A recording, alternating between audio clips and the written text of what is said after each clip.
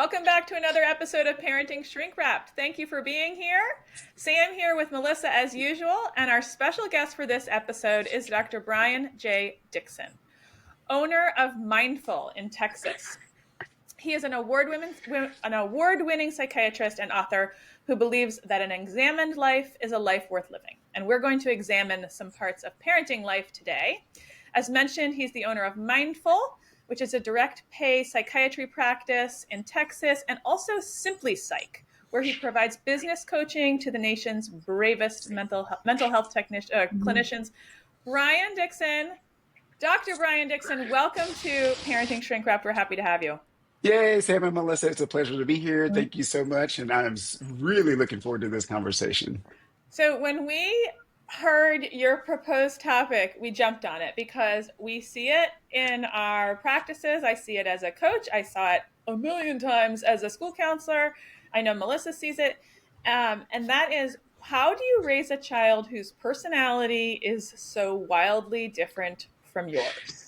Yeah, so I know that humans love a story, so I'm going to tell a super quick story. So I had a parent dyad, a mom and a dad, who were awesome. So even though it doesn't look like it, I am an introvert. I love to be by myself. I get my energy from myself, but I can turn on that extroversion to do podcasts and do stuff. And so I was working with this mom and dad, and they were both like super introverts, and just you could feel that they got all their energy from themselves, not even from each other. It was really funny. But anyway, they brought their kiddo in, and their kiddo was like the exact opposite. Like she was like, she's cheerleading and animated when she talks. And I always split them up, parents from kids up at some point during the interview.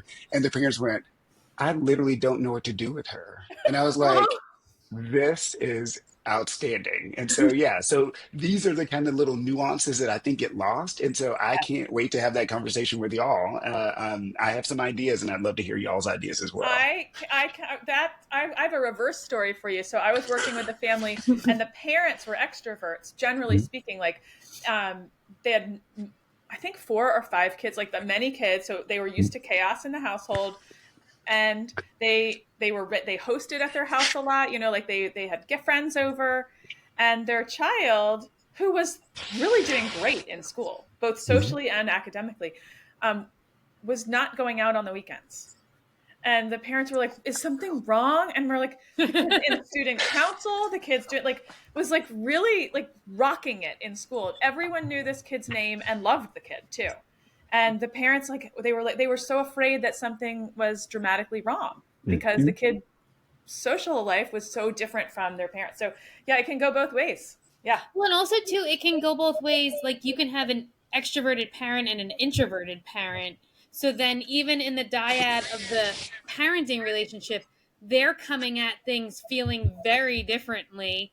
And usually in couples, one person is a little bit more one way than the other, depending, so Yeah. so there's so many variables to the dynamic. Yep. It makes me laugh because at the end of the day, and I said this, so Sam, you said this in the intro, that examine life, you really have to know yourself before you can really know your kids, right? And if you're not careful, your kid will trigger all of the insecurities in you if you're not aware of what your insecurities are. And so, yeah, with my particular dyad family, they literally were like, did we do something wrong? I was just thinking that. We were talking, I was like, that's what parents think. They're like, how did we turn this kid out who's so wildly different from us? This seems like user error. Yeah, literally. And I hear that all the time. And it's so sad because I'm like, no, she's fabulous in every way. And just let her be her. And then vice versa. If there are times and opportunities where you can channel that, try to do so. But I think that's another hiccup because introverted folks, because they've gone through their life in a certain kind of paradigm, a certain mindset, they may not know how to channel all of that extroversion energy. And so, yeah, as a result, it looks like pathology when it actually is not. So let's just begin by defining because you said gets energy from self or gets energy from outside of self. Let's just define extroversion and introversion? Because I think some people think of it as shy and not shy, but it's not that. Not Yeah. shyness. Correct. So this is why I always say your mileage may vary. I am a psychiatrist. I'm training. I'm board certified in certain areas. I'm not a psychologist or a therapist in the traditional sense. So all of the other paradigms of therapy and development, some of them I have either forgotten because I'm old and tired, or I just can't keep up like I used to. So take everything I say with a grain of salt. So the way that I define introversion and extroversion is, yeah, where you get your energy, what brings you enthusiasm, where's your comfort level. It is not shyness. It is not necessarily gregariousness. It is not oration. So, like when you think about your favorite politician, most good politicians are good orators, meaning they can speak and they have presence, but that has nothing to do with their personality, extroversion or introversion. So I think in our world, all these things kind of get lumped up together. And as a result, we tend to glorify good speakers and think that they are powerful and smart, when that's not always the case. And same thing with kids. The kids who are outgoing may not actually be confident. They may be just turning it on. And so we have to be careful with that Yeah. generalization. I think, Brian, the other thing that I've come across is to not pathologize like normal. Like not because you're introverted doesn't equal shyness, or that there's like some other issue going on. Like their personalities have this very wide range, and it doesn't mean there's something wrong. And like parents might be feeling like there's something wrong with them, or there's something wrong with your kid. Like, and like I always, want to make sure, like, is there actually something wrong here or not? And I think when there's the mismatch that like a parent is one way and a kid's the other, I think society assumes there's a problem.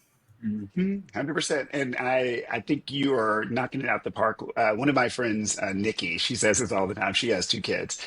And she says, Brian, there's no manual for, raising kids. But keep in mind that parents are just people with children and people are going to people. And I'm like, You just yeah, that's a good point. Yeah. I said that to a teen client actually this week because I was trying to like build empathy for their parent because the parent had done something that the kid had not liked but like loved the parent, and I was like, listen, this isn't about you. The parent's just figuring out life and you just happen to be in their life while they're doing it.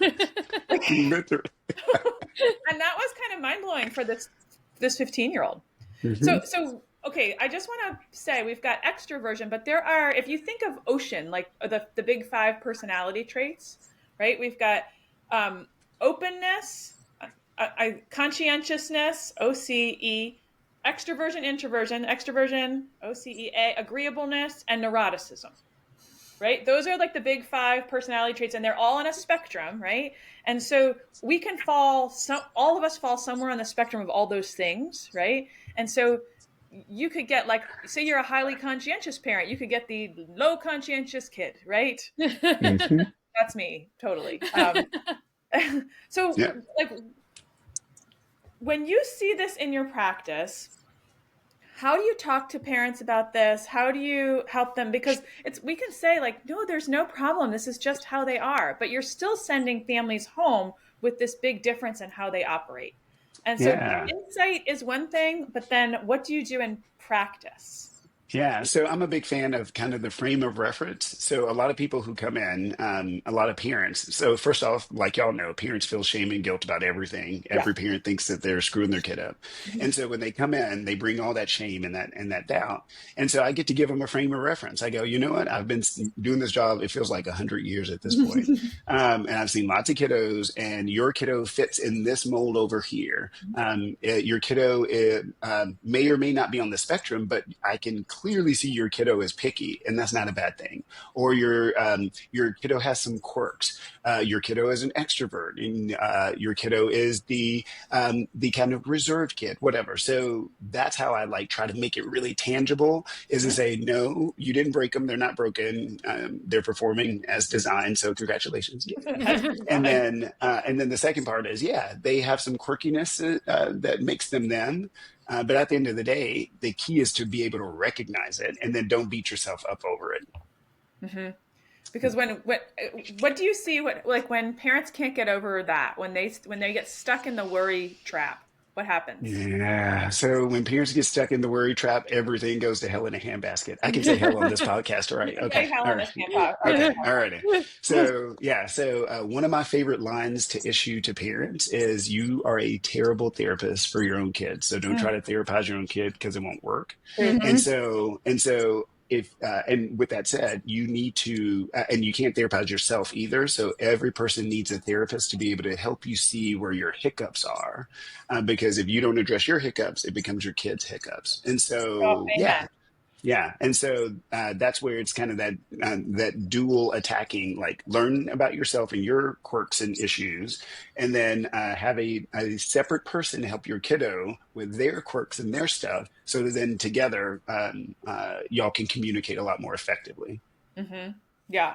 When I talk about like with patients, and I'm Brian, I'm assuming you probably end up doing the same. Like when I'm talking to them about getting help, like a lot of my framework in family therapy, it's just I tell them it's like breakdowns in communication is where most of the problems end up stemming from. And if you have different personality types at play, your communication tactics are going to be different. 100%, 100%. And I see this a lot at to fast forward from the itty bitties, push it to the 18-year-olds. So Yeah. when they do that weird transition between, 17 and 19, I see that an absolute ton, because the new 18-year-old gets a sense of self-confidence and Yeah. hey, I can do what I want. And the personality traits that they used as a teenager become very heightened when they get the ability to legally be Hmm. able to do what they want. So yeah, so for all you parents that are listening with 17-year-olds, peace and blessings to you. By all means, keep this podcast, because it's just gonna all get turned up, y'all. They get real turned up. Buckle up. Buckle up. You said something, when you work with itty bitties all the way through, like you work with the littles and the bigs.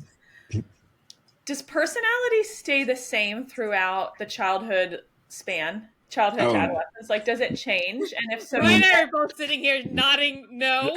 right? So, like, because my framework is I work with, generally speaking, like sixth graders on up, sometimes a little okay. bit younger. But I spent one terrific year in an elementary school, and I was like, I have to not work with these kids. They don't understand my sense of humor. You have to, you you can't be absurd with these kids because they don't get that. Like, they're just too concrete for me.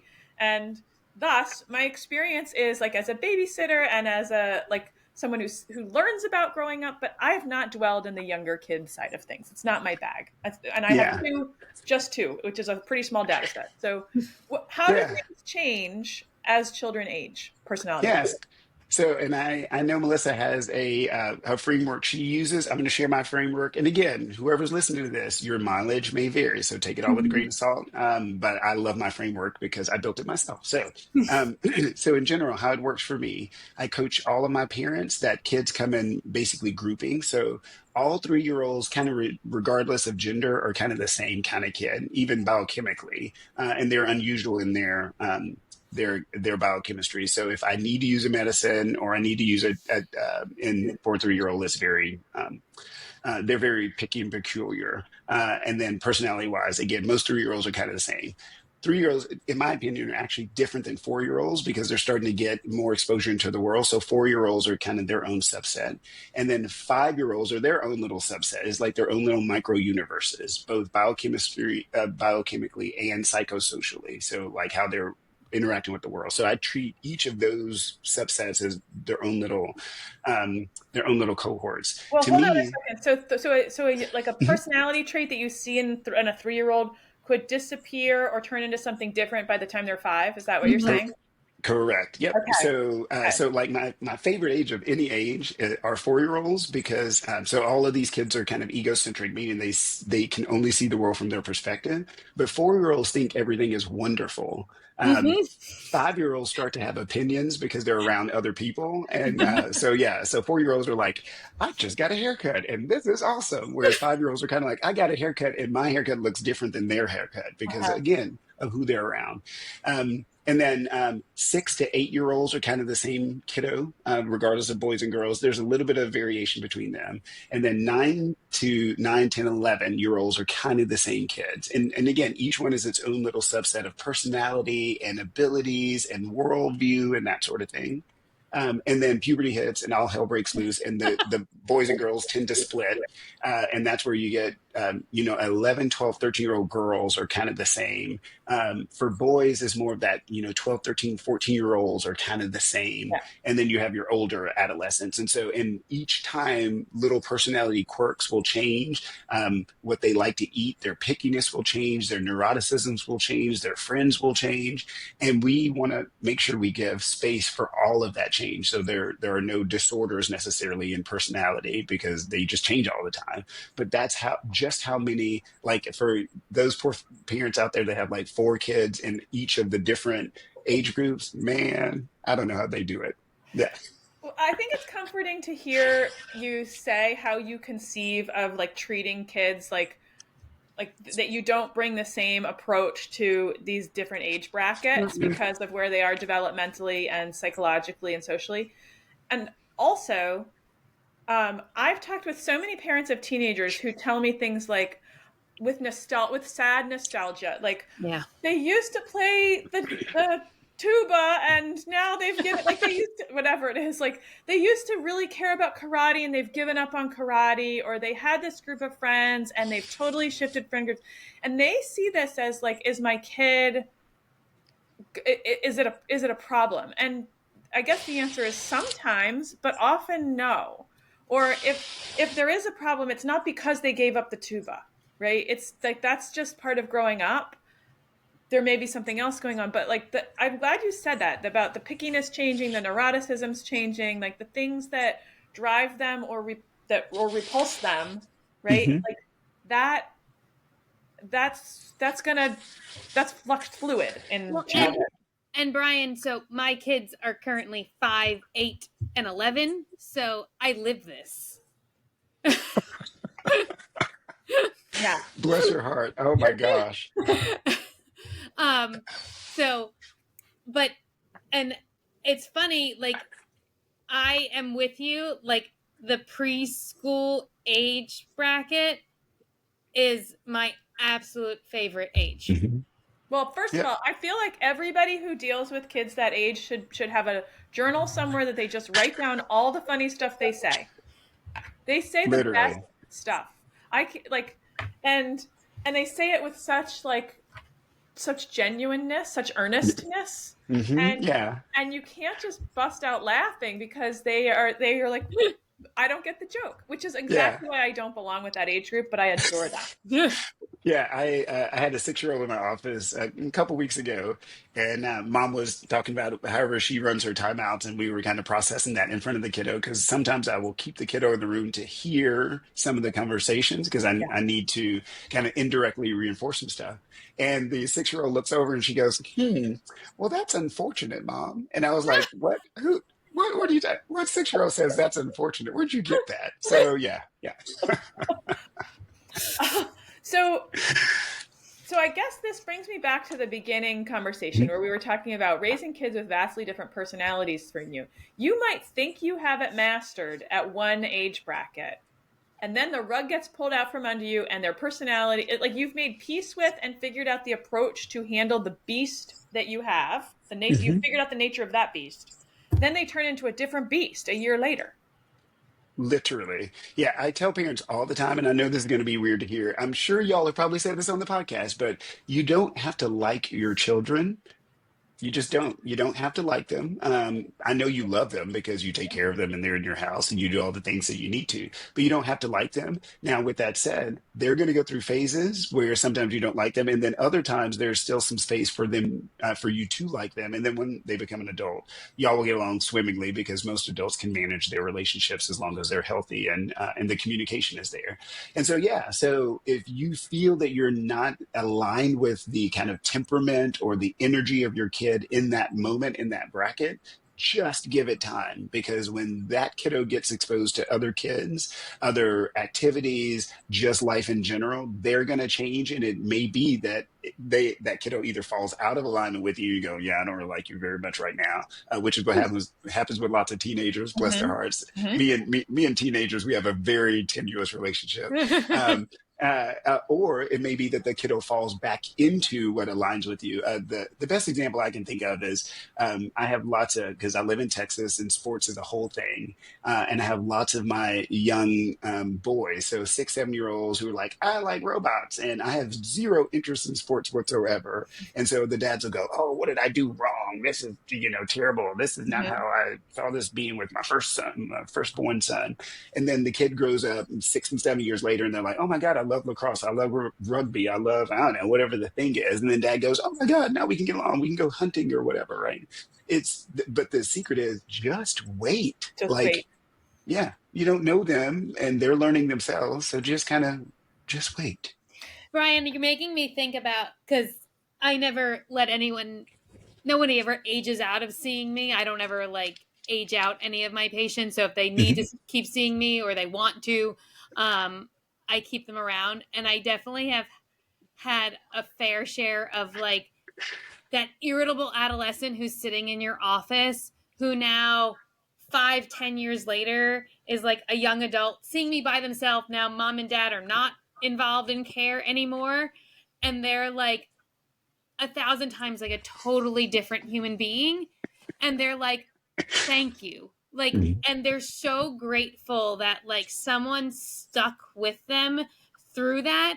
And like they have self-recognition that like they were probably like irritable, bratty, like during appointments. Like I had this one patient that's coming to mind who like totally wouldn't talk to me at all during adolescence, and it was like pulling teeth. Like it didn't matter if I separated and the parent was out of the room or the parent was in the room, it did not matter. They didn't want to be there, they didn't want to be on a medication. Like, and now they see me regularly as a young adult on their own accord. And it's like, if you just hang in there and you can just be present and like roll with it and like take some of it, Hmm. like it really does get better. Wait, I want to talk because Brian, you said you tell parents you don't have to like your kid, and I agree with that to an extent. Hmm. Because like as a teacher, one of the things I always said is I find reasons to like every one of my students. Now, I'm not gonna. These are not students that I would choose to be friends with if I was in the same grade with them necessarily. Like if you know what I mean. Like if I was also a ninth grader, that's not someone who I would be drawn to personally for a friendship. Hmm. But I'm not. I'm an adult. And so I have to find something redeemable and likable in every kid. This is my personal philosophy. Hmm. Because I think that because I know that kids grow in relationship. I also know from raising kids myself that there have been plenty of eras where I have been like, okay, like this is like sandpaper on my brain, just like in my own parenting journey. And so when you're in that place where you're like, my kid is objectively objectionable at the moment, like they are really driving me, off a cliff here. Hmm. But I'm the parent, and like I know they need my connection. Hmm. How, I'll use the word again, the hell do we navigate that? Yep. So I use that phrase as a way to kind of get my parents to just let go for a second. Mhm. So because when they're in that moment and they're upset with their kid not getting out the car, they're upset with their kid, literally fighting them, screaming at them, Yeah. embarrassing them, whatever the thing is. If they stay in that mindset of I need my kid to comply, Mm. And I need them to like me. Oftentimes what will happen is they will start to compromise just basic stuff. They'll go, oh, okay, I'll let this thing slide because I'm trying to just get through this moment. Well, Hmm. the problem of getting through those little moments Okay. is that you're reinforcing bad behavior. So Yeah. the kiddo will just keep screaming and yelling and acting a fool. Yeah. And so I use that phrase so that I can kind of absolve some like micro guilt in that moment. Yeah. Yeah, keeping in mind that yeah, on the whole, most parents really really do jive with their kiddos because there's kind of a unspoken dream plan that they've worked out for their kids, and most kids will stay somewhere on the plane. They may not come out to be, I got married and have 2.5 kids, but in general, they're gonna, Yeah. it's all gonna work out. And so, yeah, and I love what you said, Sam, about the objectionable stuff. So, I again, I'm kind of I'm a maverick in this regard. I do not have kids in my house. I always tell parents that because a lot of parents will say, "Oh, Dr. Dixon, you're so good with kids. You're so good with Susie and Bobby and blah blah blah." And do you have kids of your own? And I say no because they're expensive and time consuming. Uh, and the parents always laugh. They're like, "Oh my God, that's so true." And I'm like, "Yeah, I know it is." And so a lot of what I say and a lot of what I coach, I tell parents up front, I'm giving you the kind of extreme version, keeping in mind that nobody goes through the full Dr. Dixon plan.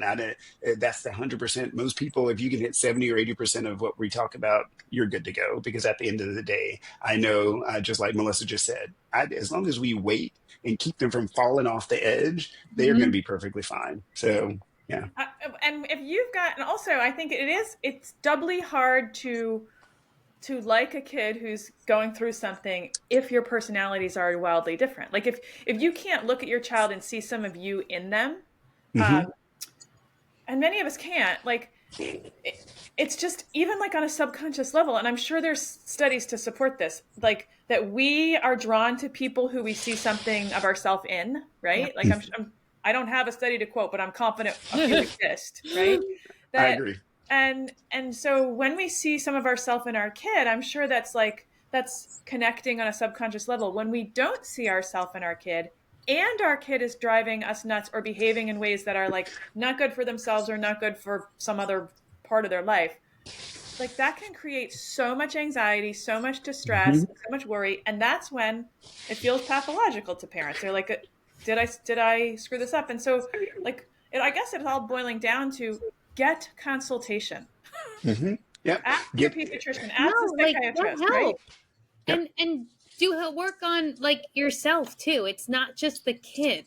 Like Hmm. it's the whole package. It's the Yep. whole family dynamic. Yep. Because you And also I, probably, if you have more than one kid, I mean, Sam, you and I have had this conversation. How different are your kids? My kids are all totally like they're Yeah, not the same. They're not, they might have the same genetics, but like my three kids are all very yeah, different. wildly different. yeah, and I like the idea of, get consultation because again, you can't see your blind spots. So having a parent coach, having a therapist, having a psychiatrist, super helpful. And then there's that community aspect. So one of the things that I found really helpful growing up in East Texas. So I'm 45. Yeah, I'm 45. Yeah, so 45. Again, y'all, how I get through the day most days, I'm like, I don't know. But we grew up in the old school tradition where the kids kind of ran rampant throughout the Yeah, neighborhood. And then Yeah. we had a huge family. So we would have family come over, extended aunts and uncles and stuff. And so we were constantly around kind of a supportive group of people who were not all the same. And so I would hang out. I was super quiet when I was younger. So I would hang out with my like quiet cousins and we just, play Uno and hang out over here. Whereas my brother was with the rambunctious cousins who go and do stuff that they should not be doing.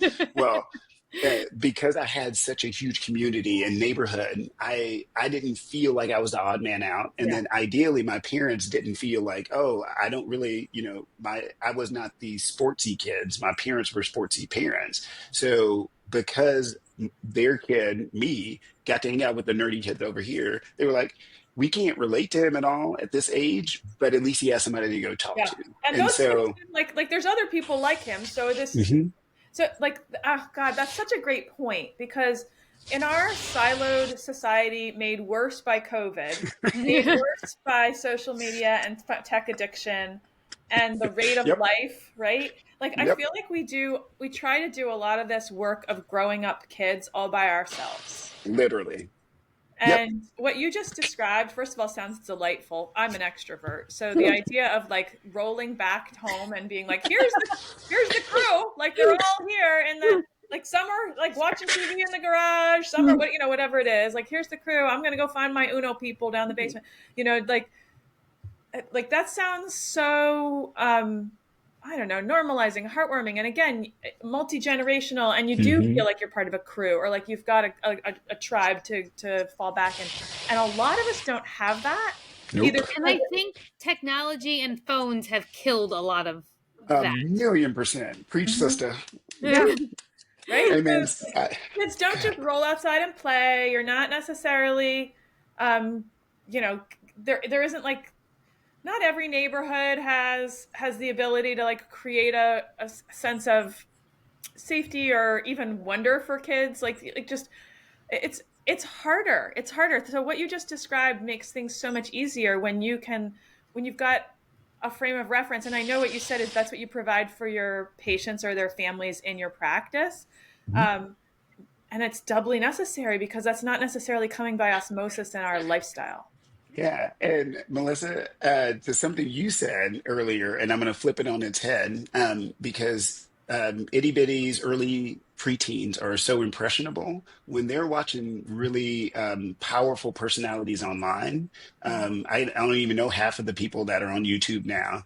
Kids will sometimes adopt those personalities, which may be in conflict again with how parents see things, right? Very Mm. much. Yeah. So, Sam, it's very Yeah, much the, we've yeah. been through that a number of times in my household. Correct. Yep. Uh-huh. It And started with Max and Ruby. Do you remember Max and Ruby? Well, they No. were these bunnies, and Ruby was like the mother hen, and she was always taking care of Max, who never could keep his act together. Max was always like leaving a trail of belongings behind him, but he only spoke in one word sentences, and this was a cartoon. So Max would be like, ball, play. Oh And so my God. son started Oh talking God. like Max. My son, who could speak in sentences like early, he would go like snack, food, play, and we were like, no more Max talk, like this was this. So like what you're describing, Max and Ruby was the worst when he was younger. Oh, and freaking Caillou. Anyone who's listening, your My kids, kids are younger, Sam, yes, so yes. these Caillou was aren't hitting home for me. horrible. I'm sorry, rabbit hole, but if you're listening to this guest and you have Caillou scars, send me an email. I'll commiserate. All right, rabbit hole done. yeah, well, Sam, I'm glad that we could be your process group because this is awesome. I'd never heard of them, and I'm like, I Caillou agree was with You, you. like, Brian, you and I are gonna go look them up after we're done Exactly. here. here's my Caillou impression. He talked like this, and he had a sister named Rosie, and she would Oh go, Oh God. my. Rosie, why won't you play with me? And I was like, God, Caillou, shut him off. Like, anyway, Brian, I sorry. don't know about you, but the toys that are in my office do not make noise for a very specific reason. Yeah, well, Correct. but I guess so. Like it starts young, and then you're right. I totally interrupted. We were talking about high personality YouTubers and teenagers, Hmm. and I went Yeah. to Max and Ruby and Caillou, which neither But of you knew. So I but hijacked the situation and took it in a direction neither of you but could build it's on. all relevant because at different ages and Hmm. stages, right? Like, so your littles are getting cartoon impressions, Yeah. right? Hmm. Like, and they don't even watch commercials anymore because they just watch cartoons on Netflix. So they don't even Yep. get the ads. Hmm. Like, so they're on Disney Plus and Netflix, right? Like, and then as they get older, as they branch into YouTube Kids, and then honestly, they're all on regular YouTube, they're Hmm. watching all of these influencers or people that just recorded stuff and Yeah. threw it out onto the internet. Hmm. Like, And and yeah. we didn't have access to any of that. None of us as kids had access to that kind of information. Right. It either came organically from the actual neighborhood Yep. or you Hmm. didn't receive it. Yep. And so, Melissa, to your point, and Sam, to your point earlier, when they're watching such strong personalities that are obviously overly done because that's how they get clicks, Yeah. it creates this weird expectation and reinforcement. So, Sam, you said it earlier. If your kiddo's personality changes, then absolutely go see what they're watching because Mm. most kids don't do that. Like most kids are actually generally the same kid. They may flex a little bit around their kind of how they express it, but most folks kind of are pretty stable. And then Melissa, to your point, we couldn't, as a social skills wise, we couldn't act the way that Caillou acted because if we did that, we wouldn't have any friends when we were younger. And so this is a plug to get your kid off social media, off YouTube, and around other folks so that they can get that temperance, so they can temper the extremes of their personality as a social skills building exercise. So sister, you were Sam, you were on point. You got On point and brilliant. down a rabbit hole Yeah. all at once. Yeah. Well, I think we could probably continue talking for another hour, but Oh, easily. in light of time, Brian, is there anything you want to leave our listeners with as kind of like a take-home point or points to kind of end on? Yeah. So the shtick that I give every parent that I work with is that as long as you do the four basic things, you're gonna be all right. So if you're providing food, shelter, clothing, and doing your best to get those kids in a great school, you're doing an awesome job. All of the extra stuff, all of the parenting, all the nuance of human development, you are not expected to know that stuff. So go get a consultant. That's where the Sams and Melissas and Brian's of the world come in. So let us help you with that part. I love that. Thank you so much for joining us today. I hope our listeners have enjoyed this conversation. I know I have. I know Sam has. Brian, if people want to reach out to you, how can they find you? Yeah, so if they are interested in being a patient and you're in Texas, because we're all my licensure is state based, just go to findmindful.com. That's for patient stuff. If you just want me to guest star on your podcast or I don't know, just learn anything else about me, I've worked very diligently over the last decade. Just type in Brian J. Dixon, MD, in the Googler or the Binger or whatever you use, and I should pop up with my website or my social media. So just Google me and I should be around. Awesome. Thank you so much. It's my And all pleasure. that information we will also throw in our show notes in case you were not have readily accessing a piece of paper at the moment. But thank you guys. And to our listeners, thank you for listening to another episode of Parenting Shrink Wrap. And thank you for raising the next generation of world changers. We love you and we love your kids.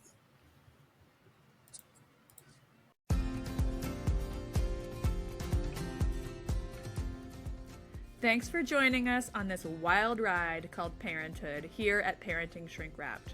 We hope today's episode gave you some useful tools and maybe even a few laughs to help you navigate the twists and turns of raising teens and kids. Remember, parenting is a journey, not a destination. And no matter where you are on the road, we're here to help you stay on course. Whether it's monumental meltdowns, teenage turmoil, or just the everyday chaos, you don't have to travel this path alone. So until next time, keep your seatbelt fastened, your sense of humor intact, and your eyes on the road. We'll be back soon with more compassionate conversations and practical strategies to support you and your family. Don't forget to subscribe to Parenting Shrink Wrapped wherever you get your podcasts so you never miss an episode. And if you've enjoyed today's show, we'd love it if you'd leave us a review and share it with a friend. If you have suggestions for topics you'd like to see us cover in the future, feel free to send us an email at parentingshrinkwrapped@gmail.com. Until we meet again, take care and enjoy the ride.